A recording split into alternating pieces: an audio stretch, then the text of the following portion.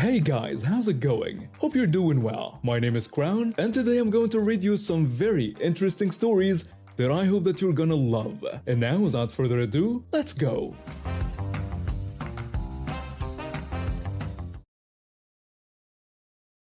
I was having a pretty boring day at home when my phone started ringing. I looked at the screen and saw it was a local number. I didn't recognize it, but I figured maybe it was someone I knew calling from a different phone. So I picked up. Hello? Hello, this is Visa calling. We've detected suspicious activity on your account. I immediately knew it was one of those annoying scam calls. I was about to hang up when I noticed something interesting on my phone screen. There was a little prompt that said, "Try audio emojis." Now, I'd never used this feature before, but I was curious. I tapped on it and saw a bunch of emoji options pop up. The scammer was still talking, trying to sound all official and stuff. "We need to verify your identity to protect your account. Can you please confirm your full name and the last 4 digits of your social security number?" I decided to have a little fun. I pressed the cheering crowd emoji and suddenly a loud roar of applause burst through my phone. "What? I'm sorry, I can't hear you. Can you please repeat that?" I waited for him to finish and then hit the booing emoji. A chorus of disapproving boos filled the line. "Sir, this is a serious matter. We need to protect your account from fraud. Please listen carefully." This time I went for the poop emoji. A loud, obnoxious fart noise interrupted him. "What's going on? Sir, can you hear me?" "Oh, I can hear you just fine." I hit the cheering crowd emoji again, drowning out whatever he was trying to say next. This little back and forth went on for a bit. Every time he tried to speak, I blasted him with another audio emoji. Cheers, boos, fart. I cycled through them all. The scammer was getting more and more frustrated. He started yelling, trying to be heard over the noises I was making. "Sir, this is unacceptable. I'm trying to help you here." "Oh, really? How exactly are you trying to help me?" I followed that up with another fart noise. I could practically hear the vein popping in his forehead.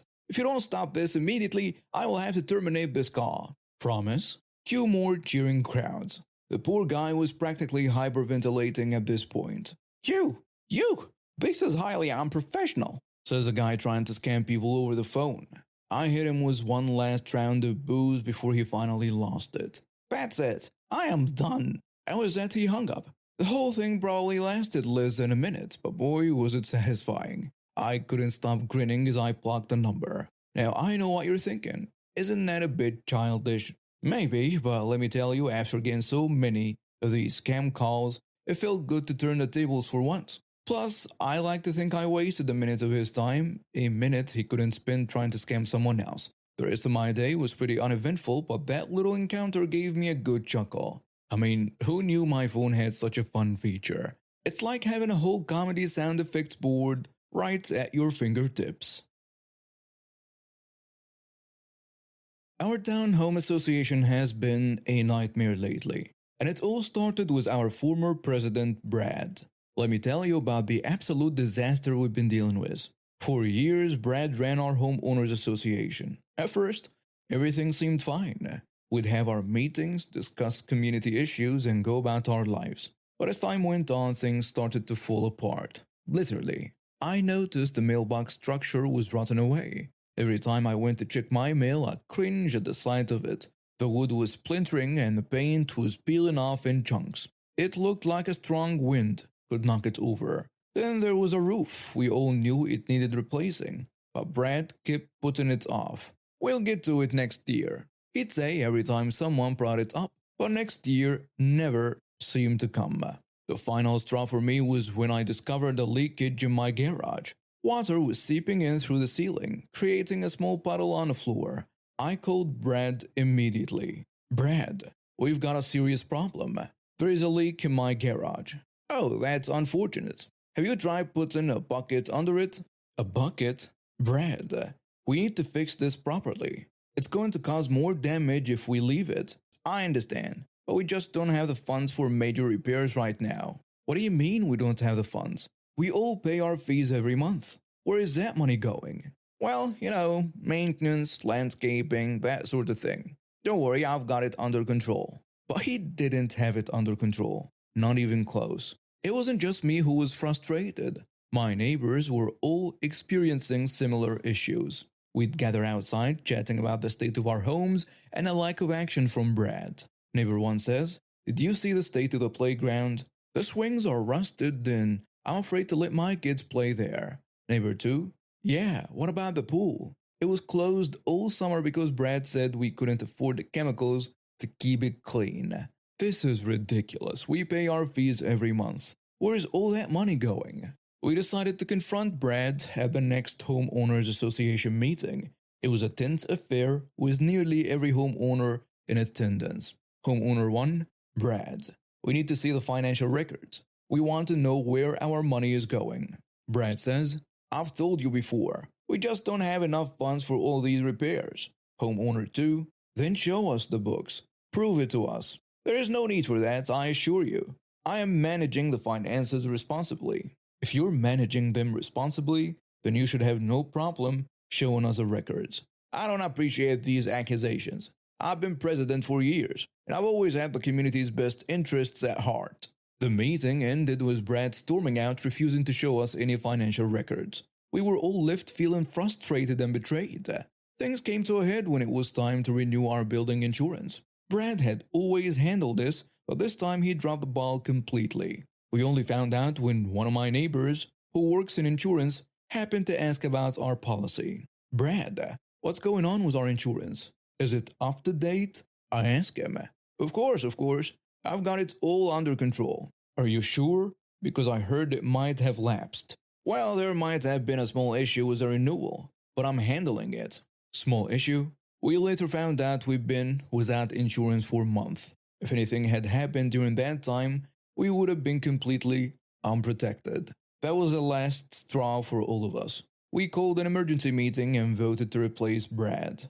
Susan, one of our more organized neighbors, stepped up to take over as president. She promised transparency and immediate action on our most pressing issues. Susan's first order of business was to secure new insurance for our building. She managed to do in a week what Brad couldn't do in months. But when she tried to access the financial records, she hit a wall. "Brad, I need access to all the financial records. As a new president, it's my responsibility to manage the association's finances." "I'll get him to you when I have time. I'm busy right now." "This isn't optional, Brad. I need those records immediately." "You'll get them when I'm ready to hand them over." It took months of pressuring Brad with the entire association backing Susan before he finally gave us some information, but it was only a fraction of what we needed. Fortunately, it was enough for Susan to gain online access to the account. What she found shocked us all. Susan called an emergency meeting to share her findings. The room was buzzing with nervous energy as we all gathered. "I've managed to access our financial records, and I'm afraid I have some disturbing news." She paused, taking a deep breath before continuing. "Brad hasn't been paying his homeowners association fees. In fact, he owes over $7,000 in unpaid fees." The room erupted in angry shouts. Homeowner 1, "Are you kidding me? He's been hounding us about our fees for years." Homeowner 2, "No wonder we couldn't afford any repairs." "What about all the money we've been paying? Where'd that go?" Susan says, "That's the other issue. I found several suspicious transactions that I cannot account for. Large sums of money being withdrawn with no clear purpose." The room fell silent as the implications of Susan's words sank in. I want to stress that we've only scratched the surface here. There could be more that we haven't uncovered yet. I ask, what do we do now? We confront Brad. We demand answers and full access to all records. And depending on what we find, we may need to consider legal actions. We all agreed. The next Homeowners Association meeting was scheduled for the coming weekend, and we were determined to get answers from Brad. The days leading up to the meeting were tense. Neighbors huddled in small groups discussing theories and sharing their anger. I couldn't believe how badly we'd all been duped. All those times Brad had told us we couldn't afford repairs, all while he wasn't even paying his own fees, it made my blood boil. Finally, the day of the meeting arrived. We all filed into the community center. Brad arrived last, looking nervous as he surveyed a room full of angry faces. Susan called the meeting to order. "Brad, we've discovered some very disturbing information about the association's finances. Would you care to explain?" I don't know what you're talking about." "Cut the crap, Brad. We know you haven't been paying your fees, over $7,000 worth. I yell at him. Brad's face paled. There must be some mistake. I've always paid my fees. Homeowner 1, and why don't you show us the proof? I don't have it with me. Susan tells him, what about the suspicious withdrawals? Large sums of money disappearing with no explanation. Those were for community projects. What projects? Nothing's been fixed or improved in years. I can explain everything. I just need some time to get my records in order. You've had months, Brad. We're done waiting. We want answers now. The meeting devolved into chaos after that. Brad tried to defend himself, but his excuses were weak and full of holes. People were shouting, demanding their money back, calling for legal actions. In the end, Brad stormed out, red-faced and sweating. We were left to pick up the pieces of our fractured community. Susan says, all right, everyone. I know we're all angry and frustrated, but we need to focus on moving forward. Our first priority is to get a full audit of our finances, and we'll decide on our next steps, including possible legal action against Brad. What about all the repairs we need? The roof, the mailboxes, my garage. We will prioritize the most urgent repairs and start working on a plan to address everything else. It won't happen overnight, but we'll get there. In the weeks following our confrontation with Brad, things moved quickly. Susan, true to her word, initiated the full audit of our homeowners association's finances. The results were even worse than we initially thought. The audit revealed that Brad had been mismanaging funds for years. Not only had he failed to pay his own fees, but he'd also been using the association's money for personal expenses. We found charges for vacations, expensive dinners, and even a new car, all paid for with our hard-earned money. With the evidence in hand, we took legal action. The association filed a lawsuit against Brad for fraud and misappropriation of funds. It was a difficult decision, but we all agreed it was necessary to recover our losses and hold him accountable. The trial was intense. The prosecution, armed with our meticulous financial records, tore his defense apart. In the end, the jury found Brad guilty on all counts. The judge, clearly disgusted by Brad's abuse of trust, handed down a severe sentence. Mr. Brad, you have betrayed the trust of your entire community for personal gain. Your actions have caused significant financial and emotional distress to countless families. This court sentences you to 5 years in state prison. Additionally, you are ordered to pay full restitution of $180,000 to the Homeowners Association, plus $50,000 in punitive damages. Upon release, you will be on probation for 3 years and are permanently barred from holding any position of financial responsibility in any organization. Brad's face turned ashen as the reality of his punishment sank in. With Brad's sentencing behind us, our community focused on rebuilding. Susan and the new board got to work addressing our long-neglected issues. They prioritized the most critical repairs first. 1, we finally got that new roof installed, putting an end to the constant leaks. 2, the rotting mailbox structure was replaced with a sturdy new one. 3, my garage leak was properly repaired, along with several other similar issues around the community. Susan kept us informed every step of the way, providing detailed reports on income, expenses, and project progress. In the end, our homes were repaired, and our community was stronger than ever. That's a happy ending I can live with. Let me tell you how I got here. I met Justin when we were both fresh out of college. He was charming, ambitious, and seemed like he had his life together. We fell in love quickly and got married within a year. At first, everything was great. We both had decent jobs, and we were happy. Things changed when I got pregnant with our daughter Brittany. Justin started staying out late, claiming he was working overtime. I believed him at first, but then I noticed he was spending more money on himself. New clothes, expensive gadgets, nights out with his friends. When I confronted him about it, he brushed it off, saying he deserved to treat himself. After Brittany was born, I took a year off work to care for her. And that's when I realized how little Justin was contributing to our family. He rarely helped with Brittany. And when he did, he acted like he was doing me a huge favor. I found myself doing everything, taking care of Brittany, managing our finances, scheduling doctor's appointments, handling school paperwork, and trying to keep our house in order. As Brittany grew older, Justin's behavior got worse. He'd forget to pick her up from daycare, miss her school events, and even forgot her birthday one year. When I tried to talk to him about it, he'd get defensive and accuse me of nagging. The final straw came when I discovered he'd been cheating on me with a co-worker. I confronted him, and instead of apologizing, he blamed me for not being fun anymore. And that's when I knew our marriage was over. The divorce was messy. Justin fought against paying child support, claiming he couldn't afford it. But the judge saw through his lies and ordered him to pay $1,000 a month. At first, he paid regularly, but then the payments started becoming irregular. And eventually, they stopped altogether. Now here I am 5 months later, and Justin is almost $5,000 behind in child support. I've been hesitant to bring it up because every time I do, he makes me feel like I'm the problem.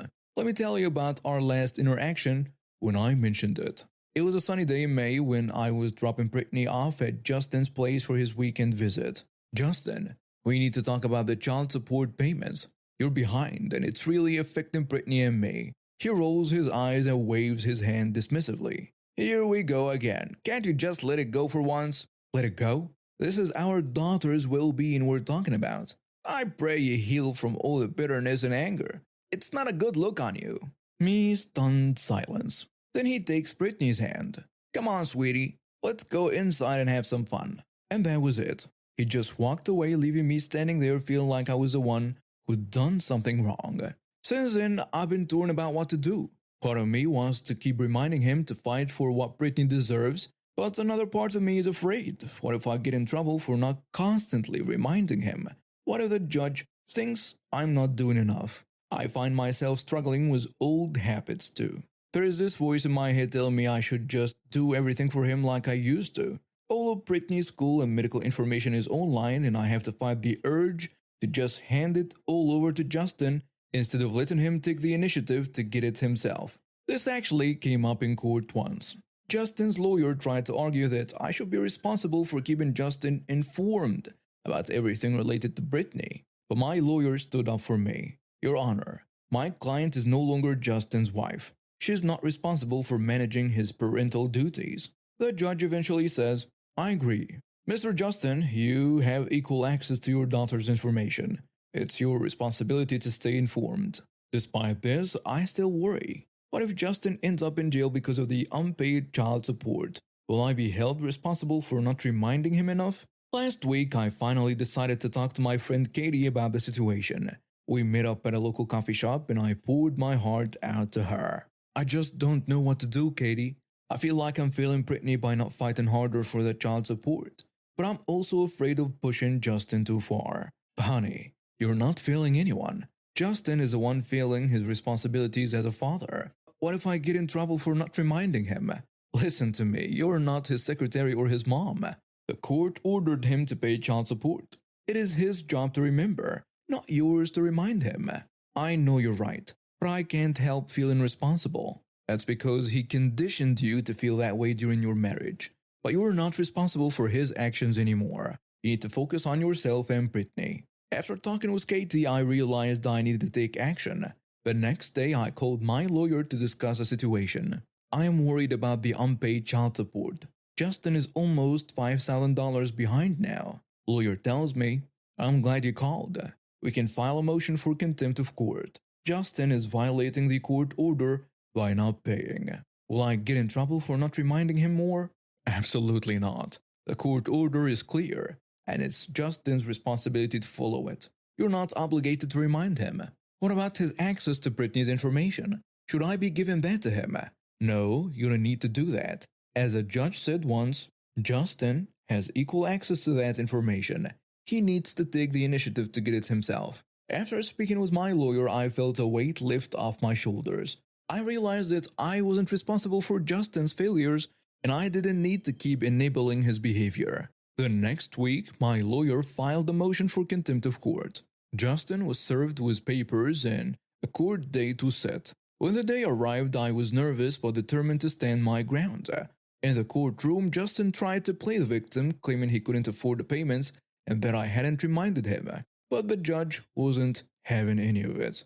Mr. Justin, the court order clearly states your obligation to pay $1,000 per month in child support. Your ex-wife is not responsible for reminding you of this duty. Can you explain why you haven't made any payments in the last 5 months? Justin, stammering, well, Your Honor, work has been slow and I've had some unexpected expenses. According to the financial records submitted to this court, you've made several large purchases in the past few months, including a new car and a vacation to Florida. Is that correct? Justin, looking uncomfortable. Yes, but, Mr. Justin, I find you in contempt of court for willfully violating the child support order. You are hereby ordered to pay the full amount of $5,000 in back child support within 30 days. Additionally, you will pay a $1,000 fine for contempt of court. If you fail to comply, you will face jail time. Do you understand? Justin nodding, yes, Your Honor. The judge then turns to me. In the future, if he fails behind on payments again, you should immediately notify the court or your lawyer. Do you understand? Yes, Your Honor. Thank you. In the later weeks, Justin paid the full amount of back child support and has been making regular payments since. And now we have reached the end of today's stories. Thank you for watching and see you next time.